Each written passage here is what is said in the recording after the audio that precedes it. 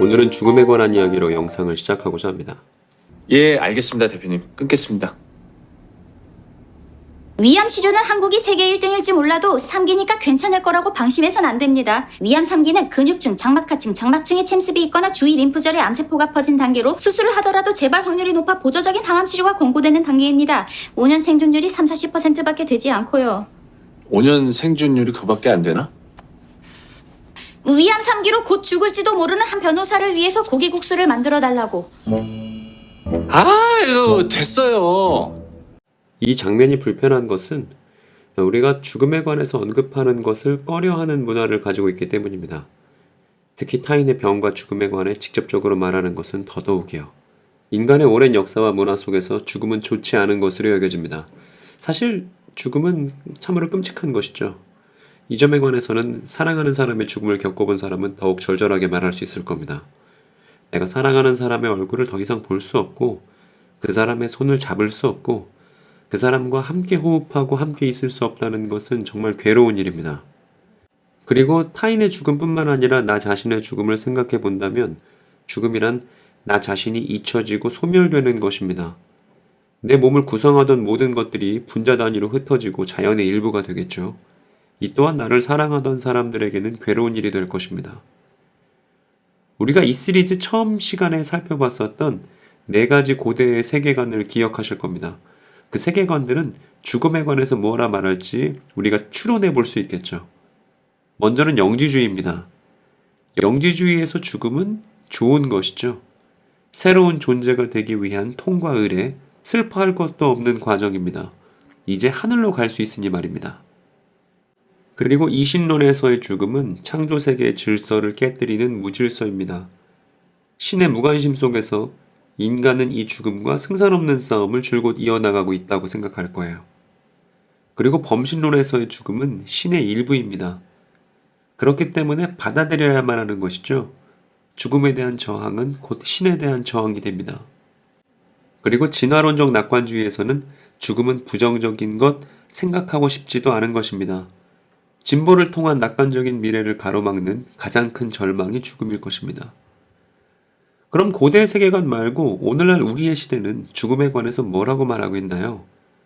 진화론적 낙관주의가 현실 속에서의 주류 세계관인 듯하지만 사실 우리가 즐겨보는 애니메이션이나 영화 속에서는 사뭇 다른 세계상을 그리고 있는 듯합니다.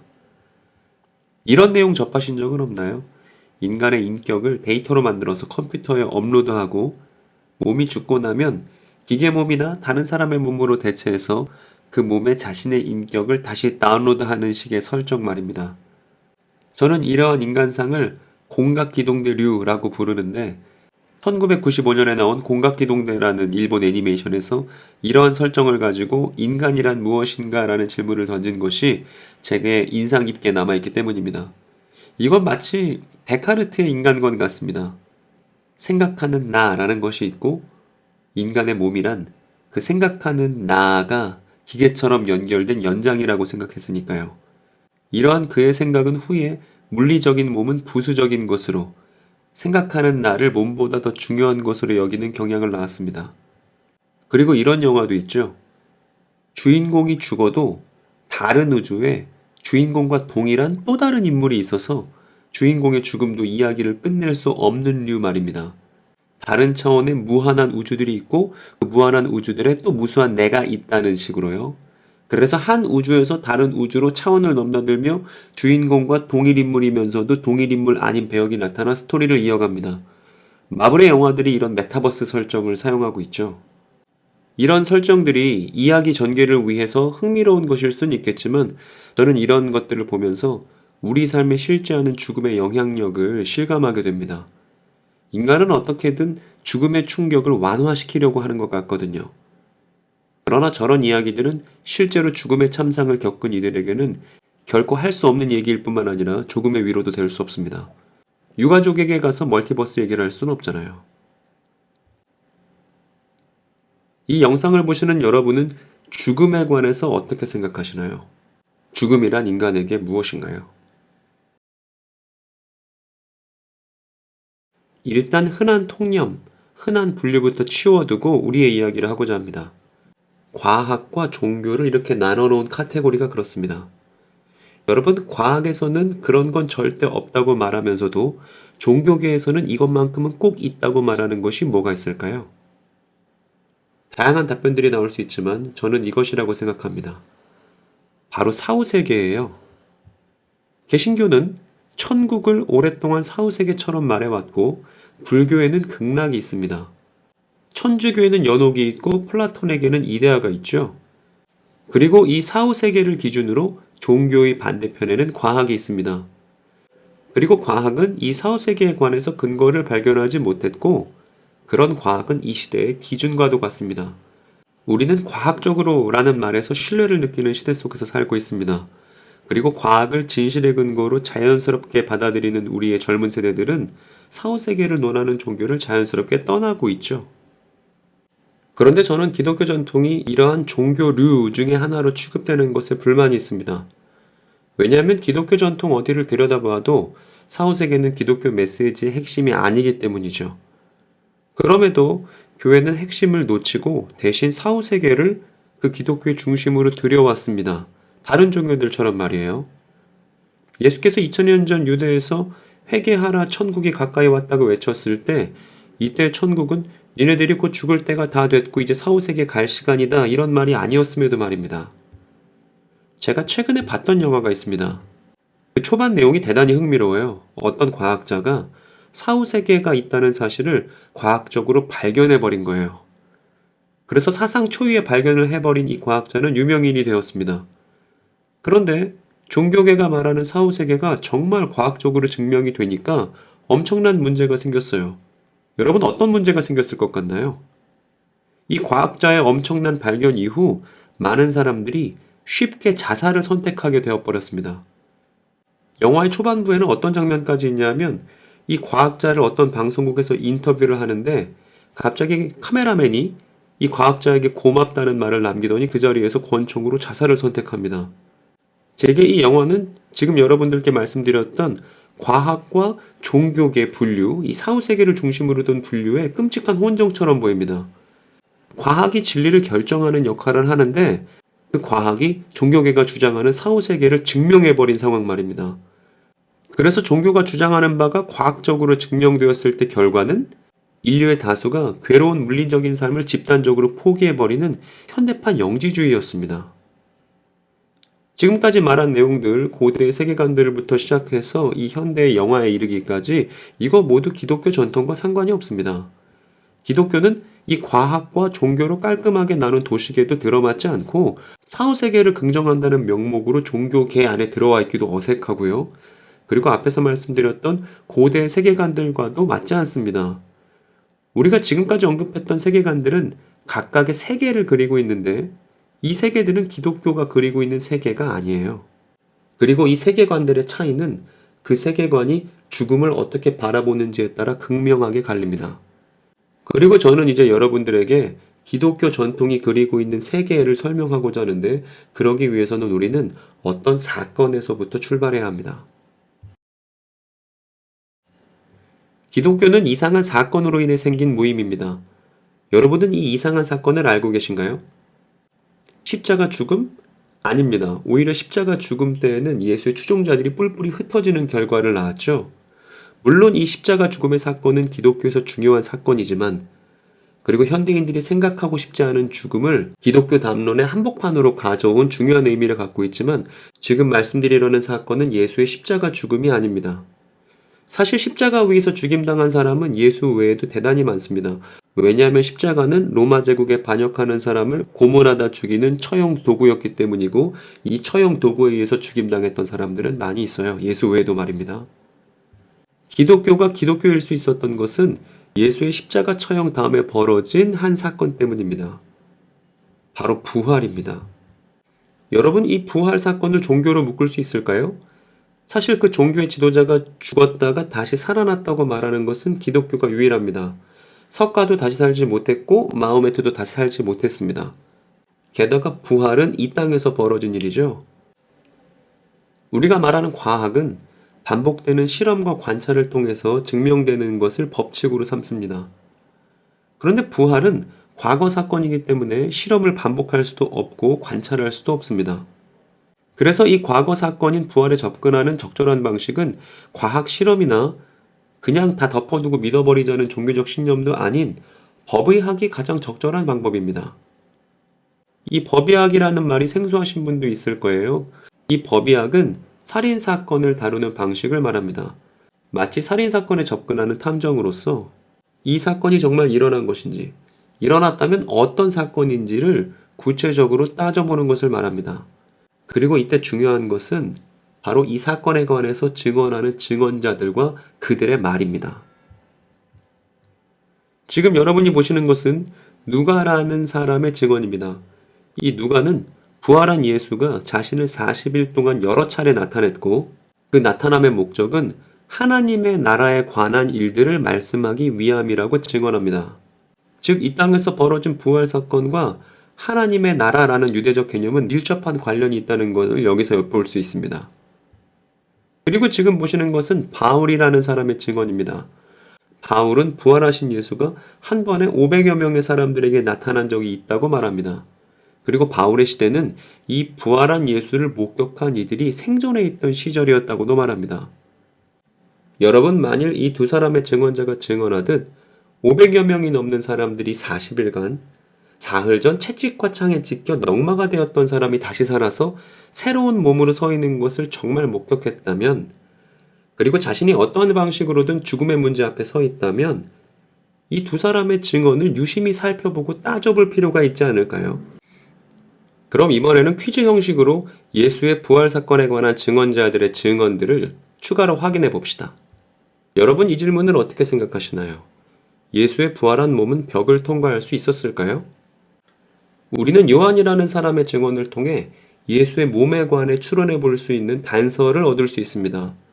이 요한이라는 증언자는 유대인들에게 예수와 한패로 몰릴 것이 두려워서 문을 모두 걸어 잠그고 있던 사도들에게 부활한 예수가 나타나셨다고 증언합니다. 그런데 문을 모두 닫고 있었는데 몸을 가진 사람이 나타났다는 점에서 우리는 추론할 수 있는 것이죠. 벽을 통과했다고 말입니다. 즉, 부활한 예수의 몸이 벽을 통과할 수 있다고 말한다면 이것은 요한의 증언에 기대고 있습니다. 그 다음 질문입니다. 여러분, 예수의 부활한 몸은 순간이동이 가능했을까요? 누가라는 증언자가 다음의 이야기를 들려줍니다. 예수의 두 제자가 엠마오라는 지역으로 가고 있었는데 어떤 사람이 그 두 사람 사이에 합류했답니다. 그리고 여행 중에 여러 얘기하더니 친해졌어요. 그래서 세 사람이 함께 식사 자리를 가질 때 그 합류했던 사람이 갑자기 빵을 들더니 감사 기도를 하고 그 빵을 떼어서 옆 사람에게 나눠주었다는 거예요. 이 행동은 오병이어 때 장면과 똑같습니다. 이 행동 때문에 그 두 제자가 이 사람이 바로 예수임을 알아보게 되었다는 거예요. 그런데 그때 예수는 사라졌습니다. 두 제자는 깜짝 놀라서 엠마오로 가던 길을 돌이켜서 사도들이 모여있던 예루살렘으로 달려갔습니다.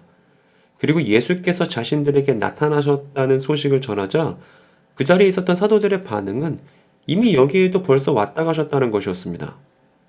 이 누가가 증언하는 이야기를 통해서 우리는 역시나 추론해 볼 수 있죠. 예수의 부활한 몸이 어느 한 장소에서 다른 장소까지 빠르게 이동할 수 있다는 사실을 말입니다.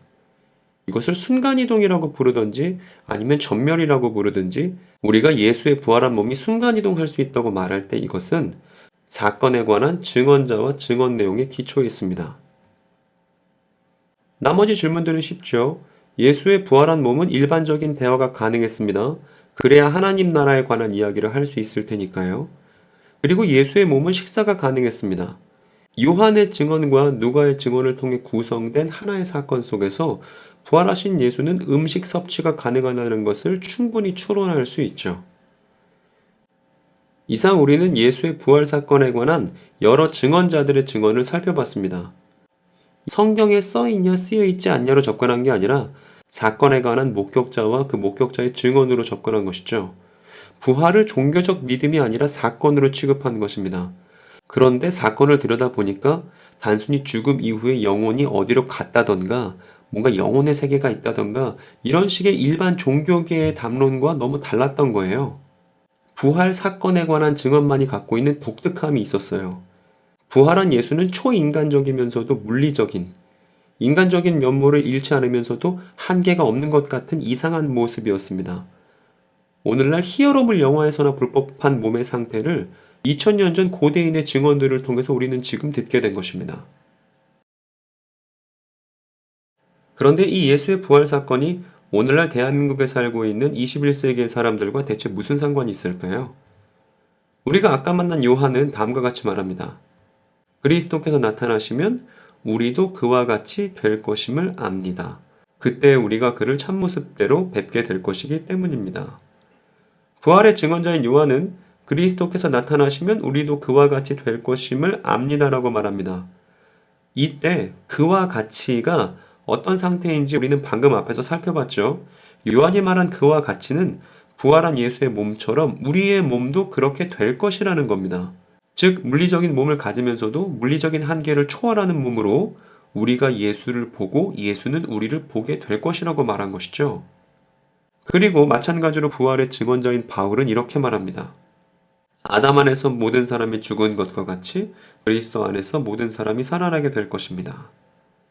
즉 예수의 부활을 증언했던 증언자들은 한결같이 예수의 부활은 시작이라 말합니다. 예수의 부활이 시작이라면 그 끝이란 모든 사람의 부활이라는 것이죠. 바울의 증언을 좀 더 들어보면 그리고 나는 하나님께 소망을 두고 있는데 그 소망이란 의로운 사람들과 불의한 사람들의 부활이 장차 있으리라는 것입니다. 바울은 유대인의 오래된 책, 즉 히브리 성경에 기초해서 부활을 설명합니다. 히브리 성경에 의하면 부활에는 두 가지 종류가 있는데 의로운 사람의 부활과 불의한 사람의 부활이 있다는 것이죠. 따라서 어떻게 부활하느냐는 최종적으로 자신의 삶이 어떠했는지가 드러나는 것이기도 합니다. 그래서 바울은 자신이 의로운 부활을 얻기 위해서 하나님과 사람들 앞에서 거리낌 없는 양심을 갖는 현재를 살고자 힘쓴다고 말합니다. 즉, 자신이 부활할 미래가 바울 자신의 현재를 규정하고 있는 것이죠. 여러분 기억나시나요? 이것은 미래의 교회를 명분으로 현재의 교회를 개혁하는 실천을 가져왔던 요아킴 추종자들과 구성이 비슷합니다. 그러면서도 내용이 달라요. 바울의 미래는 자신의 완성이었고 그는 그 완성될 미래로부터 힘을 얻어서 비양심을 파괴하는 현재를 살았던 것입니다. 교회를 파괴하는 게 아니라요. 이렇게 미래에 자신의 부활이 전제된 현재를 살아가는 삶의 태도는 죽음의 공포에 시달리거나 죽음을 편하게 생각해서 죽어버리는 삶의 태도와는 다른 것이죠. 죽음을 두려워하지 않으면서도 죽음을 긍정하지 않는 삶을 삶답게 살아가는 좁은 길로 보입니다.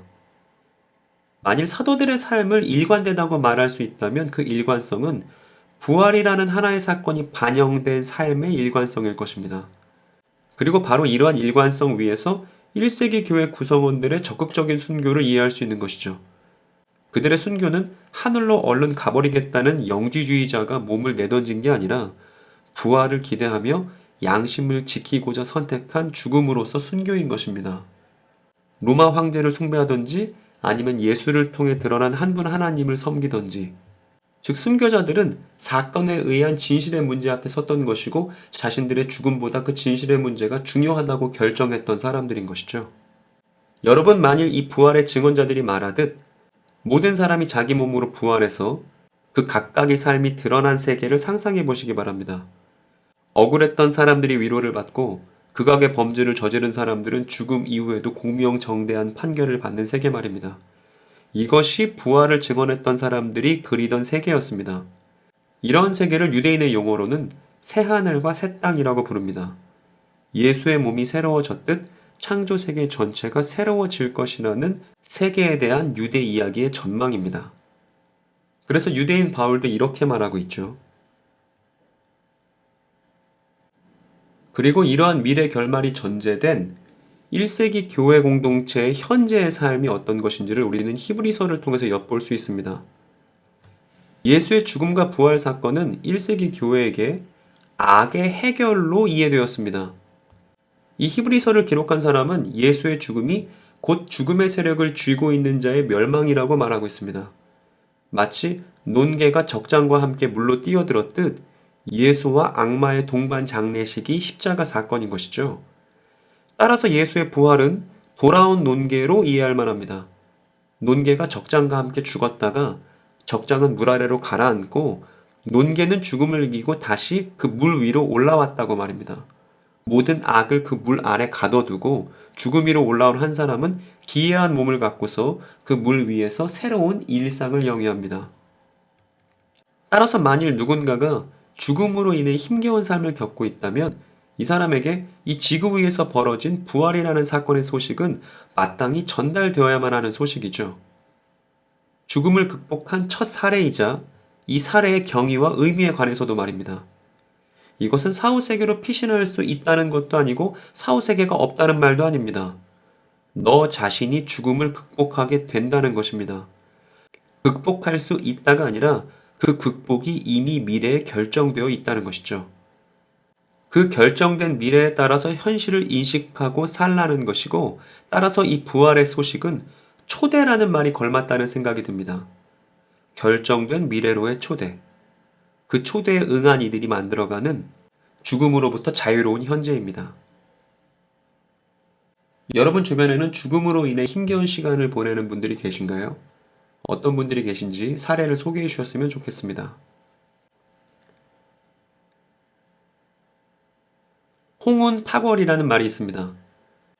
동양화의 기법 중 하나인데, 달을 그릴 때 달에는 붓을 대지 않고 달 주변에 있는 구름을 그리는 것만으로 달을 표현하는 방식입니다. 사실 성경은 현대를 살아가는 개인에 관해서 직접적으로 말해주는 것은 거의 없다고 봐도 무방합니다. 성경은 오래된 유대인의 이야기이자 그 유대인 이야기가 예수에게서 이루어졌다는 것을 받아들인 유대인과 이방인들이 주고받은 기록입니다.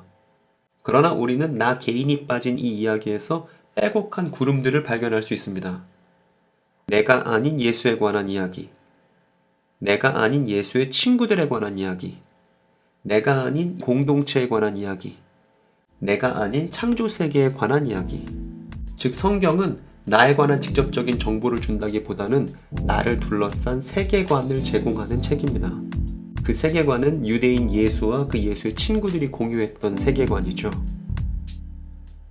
어떤 이들은 마치 점을 보는 책처럼 이 사도들의 이야기에서 자신들을 직접 발견하길 바라지만, 그리고 그 욕망 때문에 사이비 이단을 접하기도 하지만, 이런 접근 방식은 근본부터 잘못되었습니다. 나에 관한 내용이 성경에 빠져있기 때문에 성경 이야기는 초대이고, 나에 관한 내용이 빠져있기 때문에 나의 자리와 역할이 빈칸으로 남아있다고 말할 수 있는 것입니다.